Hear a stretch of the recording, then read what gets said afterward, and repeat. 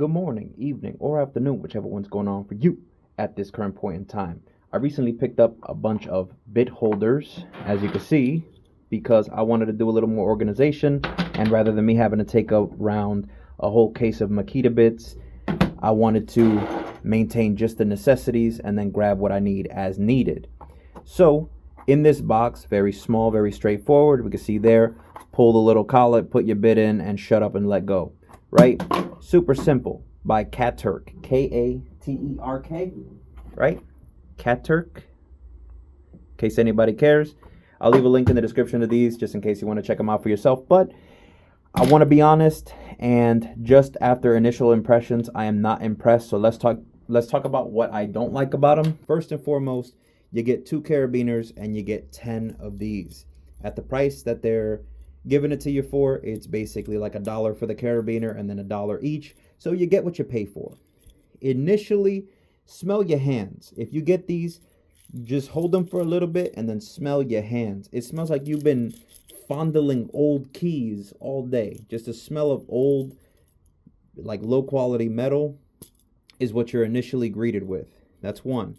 Number 2, the carabiner. First and foremost, these threads are so, let me zoom in action for you. These threads are so like hit or miss as far as the nut. So let me just take off all these. So the carabiner threads absolutely suck.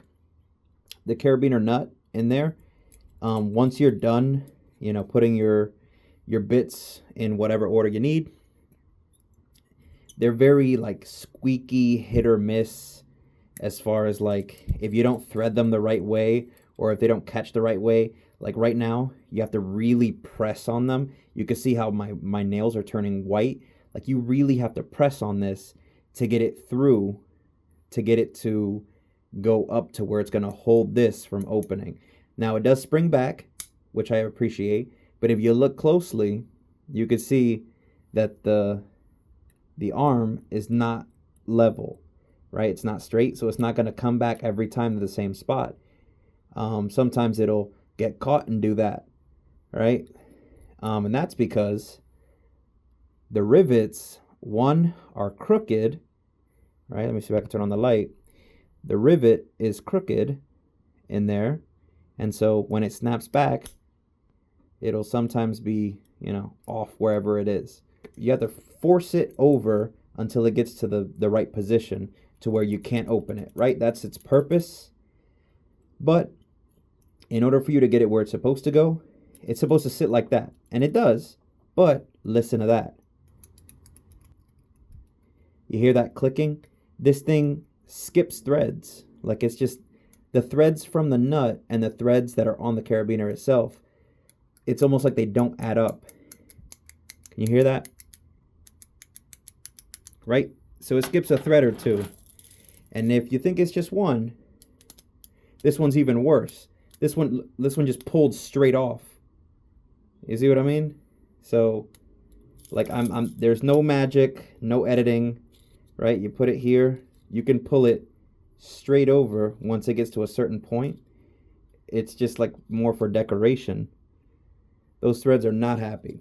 So, bad rivet, decent spring. So if you're gonna keep it, just, use it the normal way. But, so the spring is strong. I will say that as far as it being able to close itself, not a good start. As far as the bit holder itself, because you can always buy another carabiner, does it work? So you pull on the collar and you're supposed to get your bit in. Yes? And does that work? Yeah. Pull on the collar, push it in, let go. Locks in, right? The bit does spin inside because it's just 2 detents and a spring. But some of them are hit or miss where it's supposed to be quick locking. Sometimes people say it's quick locking. Other times people say it lets go of the bit easy. This one's okay. But one of the yellow ones, it might be this one. Sometimes you can just push it in.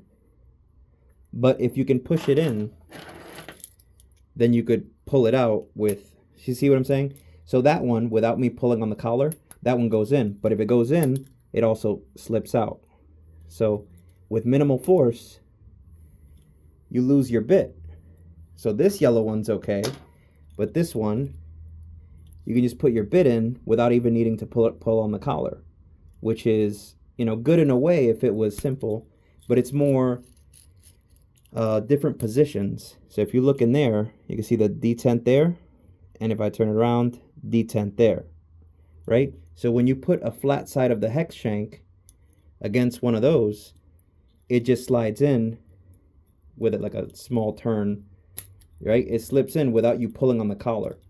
But when that happens, if you get stuck on a door, stuck on something, right, it's gonna lock sometimes, but depending on which orientation your shank is in, it's gonna be able to be pulled out with minimal force. And that's not good if you have an expensive bit that can get lost.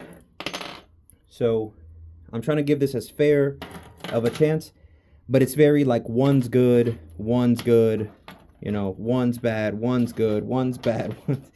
And it's, overall, the smell of your hands, bad carabiner, and the hit or miss nature of these, like this one, as you can see, this one's good.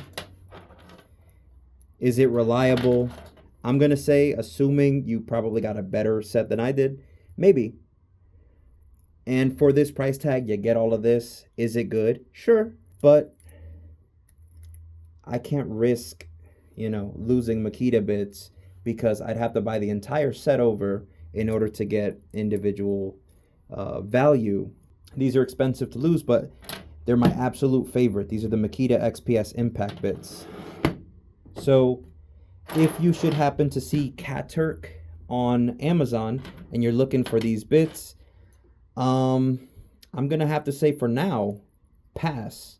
And if you happen to see them in the future, I'm hoping that they are encouraged by videos like this not to quit, but to maybe increase the price that they're charging and instead go for higher quality. I want to see better metal, better rivets, better carabiner nuts, and more consistent spring action. Some of these actually, as you can see, they get stuck. Even just pulling the collet out with no force, you see how they just snapped into place?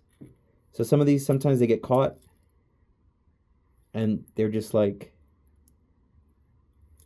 you have to sit there, press on them, then pull on them, and eventually they kind of loosen up on you. See what I mean? That one, same thing. That one, this one's okay. This one is okay. That one's okay. That one's okay. That one's semi-sticking. Right? Okay. So, very hit or miss in terms of what they are. But if you can get good ones, right? This one's holding tight. This is a magnetic bit holder. Sometimes you can, sometimes you get a good one. Other times you see that one's a good one. It's hit or miss. So hopefully Katerk makes these higher quality, and I'll be happy to do that in the future. Pick them up. As they stand now, do they work? Yes and no. So I'd probably give them like a 2.5 star. If they want to get to 5, all they have to do is put some work into these carabiners and make the grip on these better. I want to see a quick insert. Like, you want a 4.5, 5 star, make these quick inserts and give them a better grip. As far as 3 pounds, that's okay, I guess, for that pull-out force. But, if you get caught somewhere, I want this to hold, I don't want my bits to be lost. So 2.5 now, more grip force, better carabiner, and you got yourself, and better nut threads, because this and a bad rivet will make these not even viable. I mean, if you're going to keep these, go for a better carabiner. Katerk, if you're watching, do it. No hate to you. The whole point of this channel is seeing what's good about tools, bad about tools, and what we could do to make them better. Y'all can do it. Make it better. Right now, Railer, R-A-I-L-E-R, it's a Canadian company that manufactures their bit holders in Taiwan. I did do some research and talk to them.